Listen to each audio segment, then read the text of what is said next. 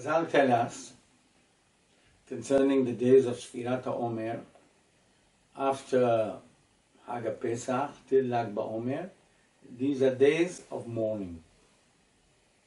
Why? Because Rabbi Akiva had 24,000 students in his younger days who all perished in a plague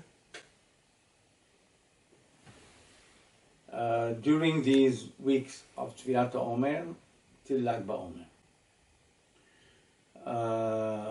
The Gemara says the reason is Shelo nahagu kavod ze leze. They were not honoring one another. There was a pagam mitzad Ahavat Yisrael, to love your fellow Jew, especially among Havirim learning Torah together, like the Ari explains very powerfully in his book Sha'ar Kavanot, that that's the most important thing, that the Havirim who learn together must have among them love and care and respect. And these students, lo nahagu kavod ze leze. There was a lot of contention and argument and probably ego involved, and this caused that 24,000 students perished. Now people have a misconception when they hear students, they think yeshiva boys. They don't realize that Rabbi Akiva's students were maybe his age, and anyhow they were all Gedolei Tanaim. We're speaking about 24,000 great Tanaim. And in fact the mourning is not merely because they perished. In Am Yisrael we're used to suffering, Ba'avuntenu Harabim. And the fact that 24,000 students died is not going to make it from generation to generation that to have to mourn over them. If we would go after all those who were killed, we'd be mourning every day and every night of the year. The reason why we mourn over these students of Rabbi Akiva is because each one of them received a specific section of the Torah of Rabbi Akiva, which filled the whole world with his Torah. How do we know that? Because eventually the Gemara says that after these 24,000 students perished, he chose another group of 5 and taught each one of them certain sections of his Torah. And Rabbi Yehuda Bar Ilai, Rabbi Shimon Bar Yochai, Rabbi Meir, Rabbi Yossi, Rabbi Nehemiah. And it says in the Gemara what each one of them received from Rabbi Akiva sections of his Torah, and the whole oral tradition which we have today embodied in the Talmud, Babli, Yerushalmi, Medrashim, Zohar, is all from these 5 students. So if we lost the portion of 24,000 students, can we imagine how much Torah of Rabbi Akiva we lost? And that's why we mourn during these weeks over the perishing of these students who we lost their Torah because they didn't respect one another and didn't love one another. We can trace this whole situation from the beginning of Klal Yisrael. When Am Yisrael left Egypt, it says, "V'yahanu b'refidim." Some explain, refidim means pirud levavot. There was contention and hatred among them. V'yahanu, they encamped in this situation of sinat hinam, b'refidim, b'pirud levavot. What happened? V'yavo Amalek.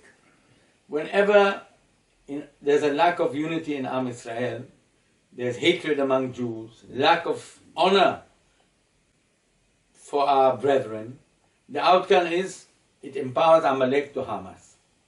Then it says, Vayisum Refidim. They did tshuva and left that whole situation of Pirud Levavot. Left it behind them. V'yavo Midbar Sinai. In the desert, there's no more jealousy, no one has anything. Beyond sand and sky, there's nothing. No banks and no shops and no businesses and no properties, nothing. They were in the desert with 0. That caused that there was no more hatred and contention and jealousy. As a result of that, the next pasuk says, "V'yihan Sham Yisrael neged Ahab." Am Yisrael encamped as one individual before Har Sinai. V'yihan, Hazal say, it should have said V'yahanu in the plural. It says in the singular, V'yihan. It means Ki'ish Ehad B'lev Ehad. They became like one person with one heart. No more contention, no more jealousy, no more hatred. And then Hashem gave them the Torah. So we see that unity of Am Yisrael and Ahavat Yisrael is a t'nai, is a condition in Kabbalat Torah. We can explain this as explained in different Sfarim. The Nefesh Ruach Haim in his on the first Mishnah on Avot explains it as well. That according to what Hazal say, Israel, the word Israel is notrikon. The letters are Yod, Sin, Resh, Aleph, Lamed. Yesh, Shishim, Rebo, Otiyot, La Torah. Just like the 600,000 neshamot, male neshamot of age in Am Israel, so there's 600,000 letters in the Torah. Each Jewish neshama has a letter in the Torah that corresponds to his neshama. And each neshama draws its kedusha, its understanding of Torah from its specific letter in the Torah. So, if now we have to receive a complete Torah with 600,000 letters, and the receptants are the 600,000 male Jews who were receiving the Torah of age, so to be able to receive a complete Torah, you had to have all of them united. If there's hatred for one Jew, one letter is going to be missing in the Sefer Torah. 2 Jews, 2 letters missing. 10 Jews, 10 letters missing. So the only way that we could have received a complete Torah with all the 600,000 letters were if the 600,000 Jews were united. And that's why the unity and the Ahavat Israel is a condition in learning Torah. And so when they came to Har Sinai, they became like one man with one heart. We find in the time of the Megillah, Haman said to Hashverosh, Haman is Amalek. He said to him, Yeshno am echad mefuzar umforad ben kol medinot malchutecha. There is a nation dispersed among your countries that you rule over. And he used the word mefuzar umforad. Again, Perud means Perud lebavot, that there was contention and hatred among them. He said to him, now is the time. Amalek can take action and be successful, Hatar Shalom, whenever there is hatred among Jews. And now, Mefuzar Furad, they're all in divisions. They have different camps, different opinions, different shittot, different types, and there's a lot of hatred among them. Now's the time. When Mordechai and Hester heard the horrific plan of Haman, Esther said to Mordechai, Lech kenos et kol ha-Yehudim. Go and unite all the Jews. Get them together as one. If we can get back to Achdut, to love of one another, we can overcome Amalek, and that was the outcome. That Hashem destroyed Haman and all his evil plans. And we were successful in uprooting the Amalekayim in that generation.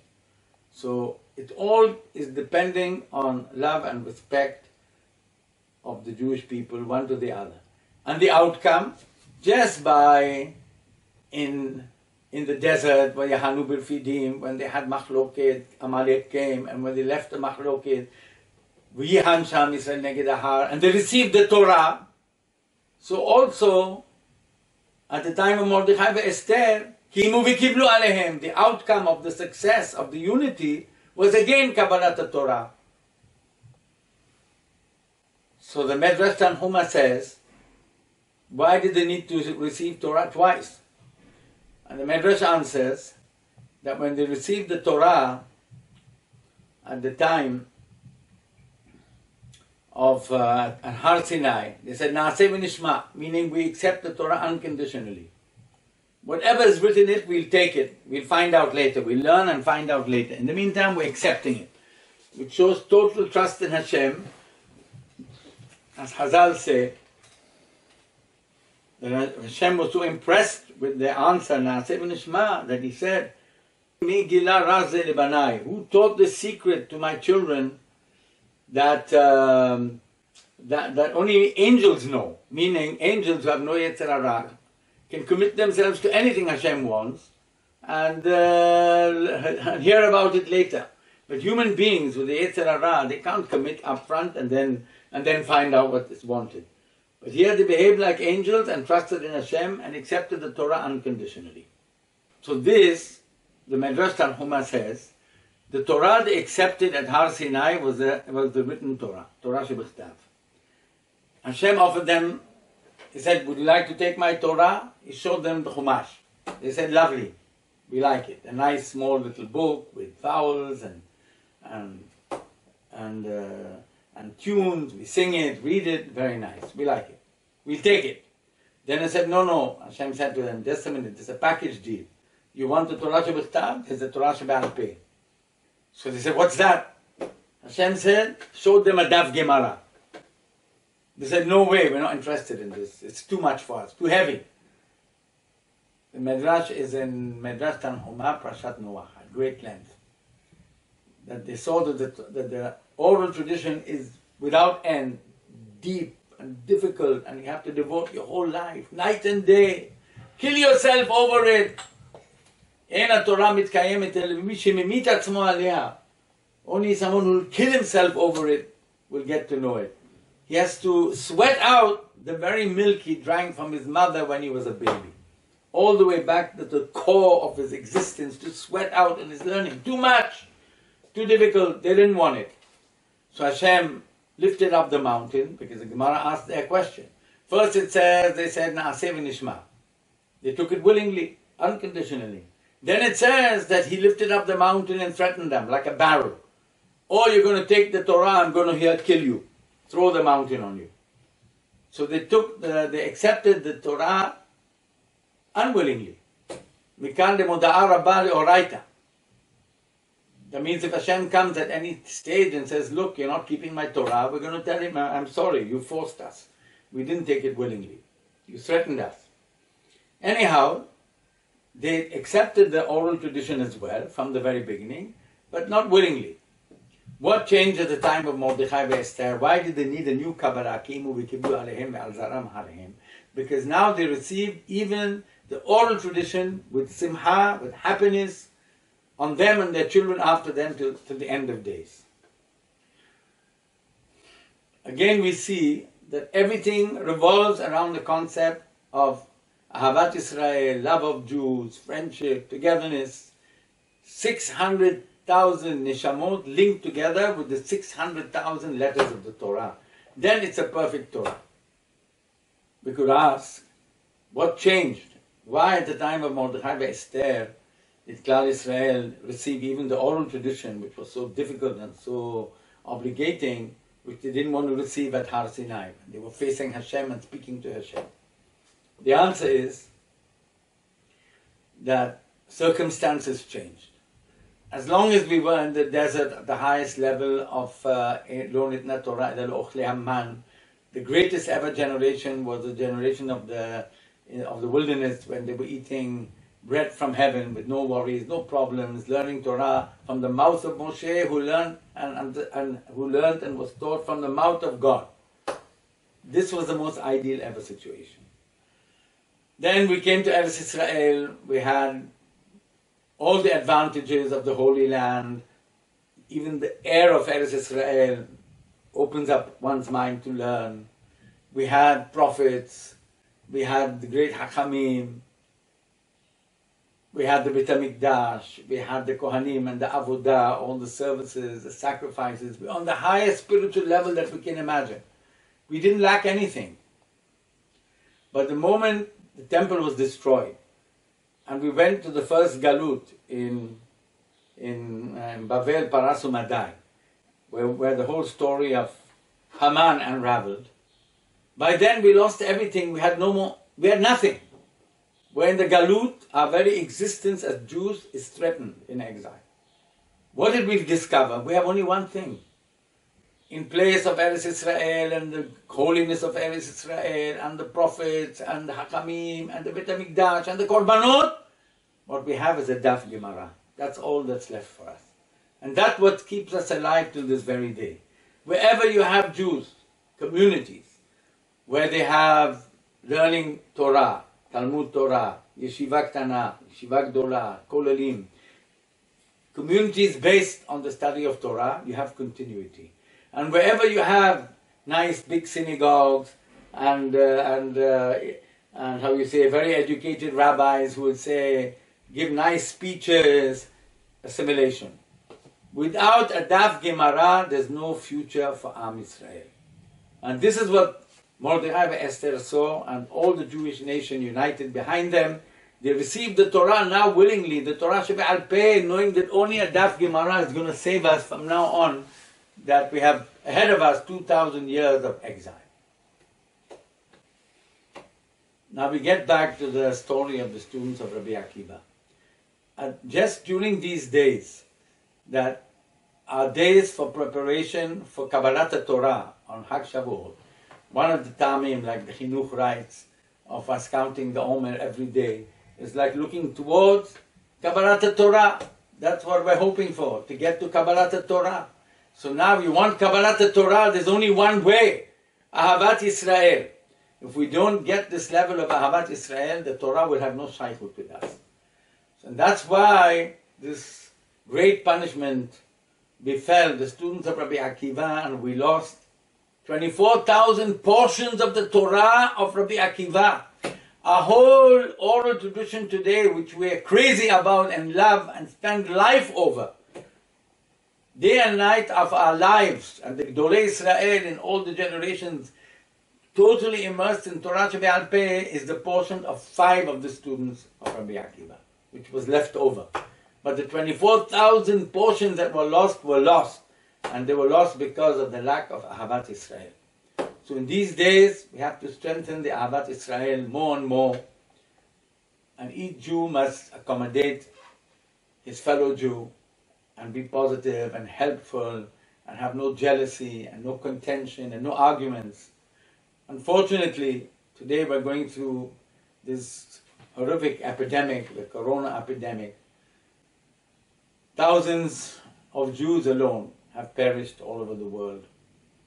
And we don't yet see the end. We hope very soon we'll see the end of this horrific punishment from Hashem. But there's, of course, to come and pinpoint and say, this is the cause, that is the cause. No one can do it. We don't have today prophets who can say this and not that and not this. But certainly we can say that we have to encourage more Achdut in Am Israel. Since there's so many different, groups and philosophies and outlooks, whether political, whether depending on the various communities from east, from west, from Hasidim and Litvish and everything, there's too much opportunity for contention, for argument, and we're not united enough as we should be to realize that each one of us is a letter in the Torah. And if we're not all together, all 600,000 neshamot, the Torah is not complete. And if the Torah is not complete after all these 2,000 years of exile, that we didn't learn the lesson that we're meant to learn, that is a very serious lacking in us. So we have to work hard in these weeks on Ahavat Israel, and Hashem will save us very soon and send us a Mashiach. And Be'ezat Hashem, with the merit of the Achdut, we'll be saved from this epidemic, and we'll see good years and happy years ahead. Amen.